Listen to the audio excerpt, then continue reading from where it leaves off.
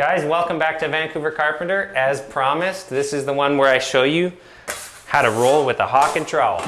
Now this is how to coat corner bead with a hawk and trowel. So what do I have here? 14-inch hawk. I have a 12-inch by 5-inch stainless steel trowel.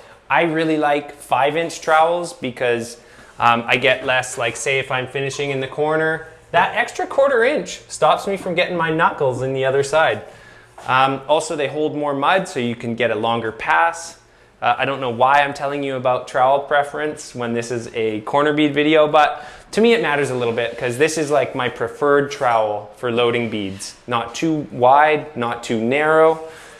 Anyways, let's get right to it. So hopefully you've seen some of my earlier videos, hawk and trowel basics. You know about how to operate with a hawk and a trowel. So, but if you haven't, let's do a real quick refresher. Okay, so it's pretty basic, but it's not easy at first. It becomes second nature over time. But we got some mud here.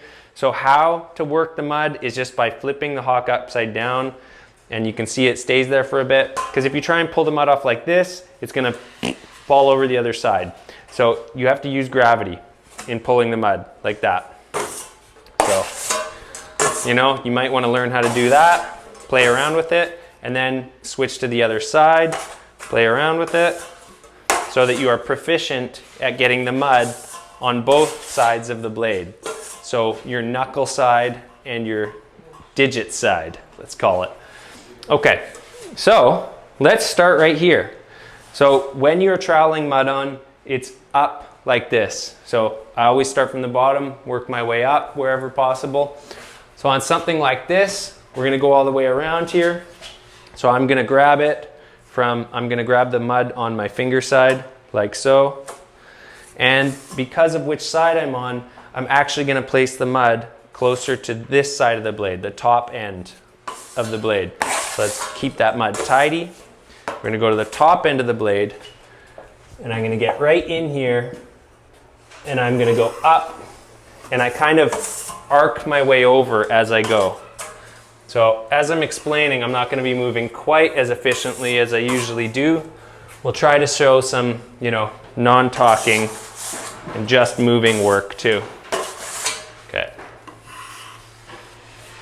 Ooh, I scraped the side of the bucket and got some chunks there. All right, so the most important thing is to feather your edge, but I'm going to get a little bit more mud. I want to take this right to the top.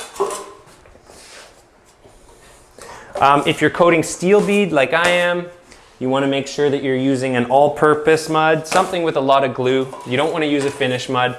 Okay, now I'm going to the knuckle side of the blade, working my way down. So what'll happen is if I keep going up, I'm gonna wipe, I'll show you what'll happen just a little bit. If I wipe up like this with mud, I get a big nasty blob like that. So whenever you're working in one of these inside corners, you're gonna come that way and you're gonna come that way. You're not gonna push up and get a big mess like that. Now I gotta deal with that. Shouldn't have done that. Okay, feathering your edge. So feathering your edge, you're gonna press really hard on the edge of the blade. Come in here, get up close. So I'm pressing on this back corner and I'm bending the blade. And then I'm pulling up like this. So we get a nicely feathered edge that requires little to no sanding. Same with here, little to no sanding. Oh, there's chunks in this that are gonna cause me grief. It's okay, it's first coat. So once you've done your feathering pass, it should ideally just be one pass to clean off the bead and to leave a fill. You don't wanna pass over your first coat a bunch of times or you're gonna leave your corner beads hollow, which is gonna look crappy.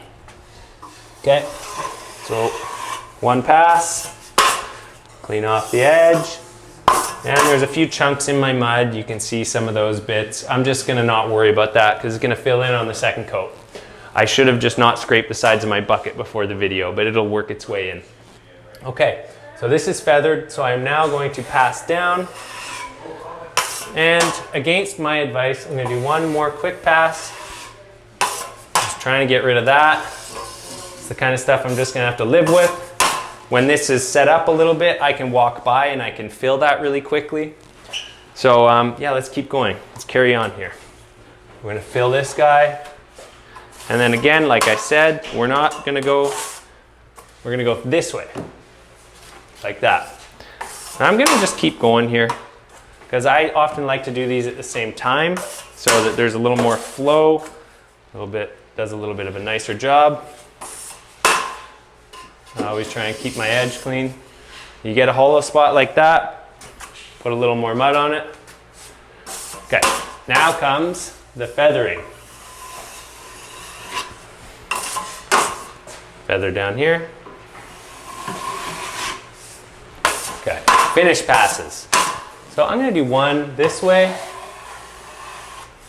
Oh, those chunks in the mud.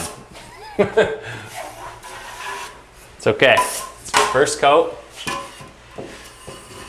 All right, now I'm gonna go this way. Actually, real quick, I can see I got all this porosity in the mud right here.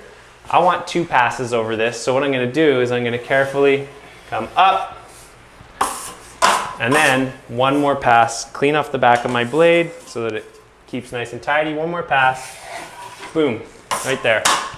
Empty, kind of bummed on that. Gonna add a little more mud. I'm just gonna leave that. That's good. So, got this little spot to fill. We're gonna work our way down, being careful not to fill the box full of mud. It's not nice. You can electrocute yourself, and it sucks for the electricians.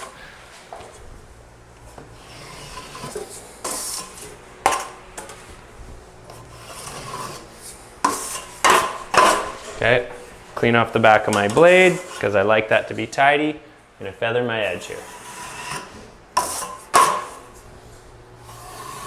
Feather my edge, and fill pass. Okay, got a little bit of knife work to do here. Let's clean off the blade. I like to carry a 6-inch knife and have that handy, because then you get little spots like this. And you know, this part's hard, takes a bit of work and skill, and you gotta know what you can sand and what you can leave. So I can sand that down and make it flat.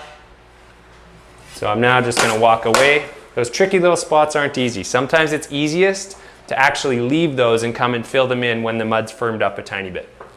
All right, let's now start over here and try and go a little more at like a working clip without explaining so darn much. Okay, get this filled up. I'll explain the basic motions instead of the nuances. Okay. Load. Loading pass. Load.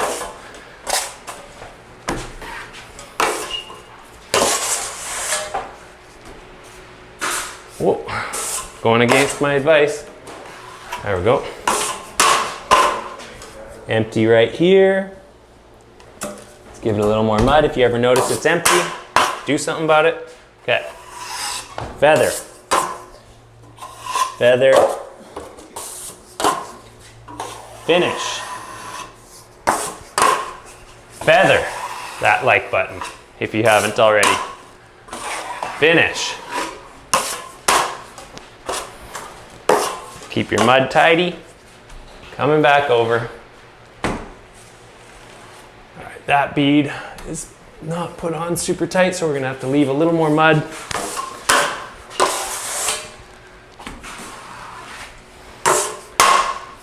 Okay. Feather.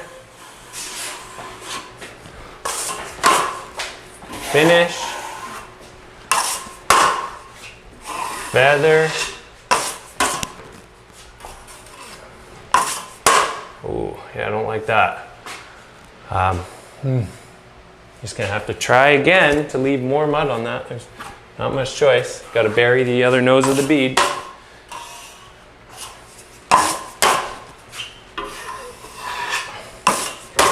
Okay, load.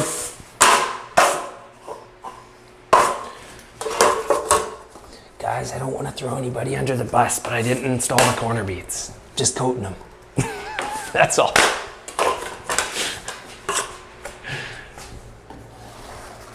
Load the floor.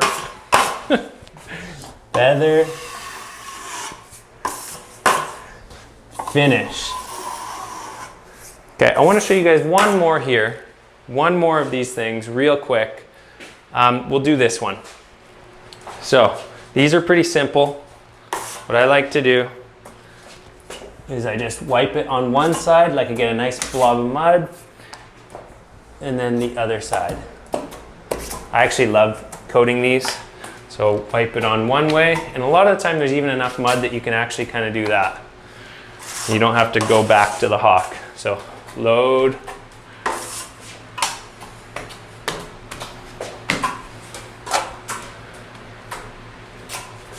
Okay, so now we're gonna take it up there. Whoop. Being really careful about my pressure to not spill it over the edges. Okay, and on these, I'll often do just kind of a rough pass first, and I'll even angle my blade. So like angled a little bit to get off that edge, and then angled a little bit the other way to get off that edge. That way when I do my finish pass like I'm about to, I don't leave so much, it doesn't spill off the sides so much. It's tidier. That's empty. Okay, again, off the side a little bit, and then a finish pass. That's gonna need more mud. So one thing, when you're installing corner beads, especially steel, it's often better, like a lot of people try and put the steel corner beads on really tight, but it's actually better to leave them with a little more room to fill so that you don't get spots like this. So come take a look right here. You can see that bead shining right through, and there's no guarantees that that's not going to cause a problem later down the road. It's nice to have a bigger fill of mud over top of steel corner beads. Anyways, it is what it is. Okay, so that's some basics about applying mud to corner beads, you guys. It's pretty simple, right? Let's do this one real quick for fun because we have the time on the SD card. If I can do it fast. 3 minutes. 3 minutes? We got 3 minutes on the SD card? Okay. Okay, let's do it. Okay. Load. Load. Feather. Finish. Clean off your bead. One more finish, real gentle, to not hollow it out. Okay. We need a little more mud. Okay. Can you even see? There you go. There's an angle. Okay. Load. Load. Load. Feather that like button if you haven't already. But only if you're getting something out of these videos. If you're still here, you must be. Okay, feather again, because it just needed it. Finish. That's it. That's a corner bead. And that's a big mess on my corner bead when I was rushing. How are we doing for time? 2 minutes on the SD card.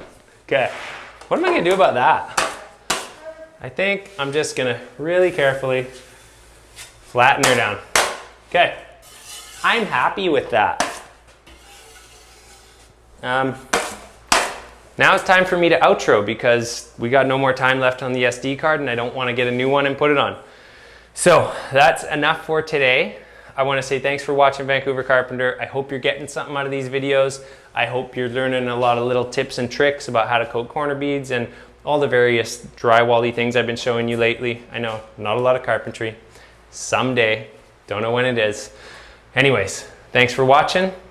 Appreciate the support and till the next video.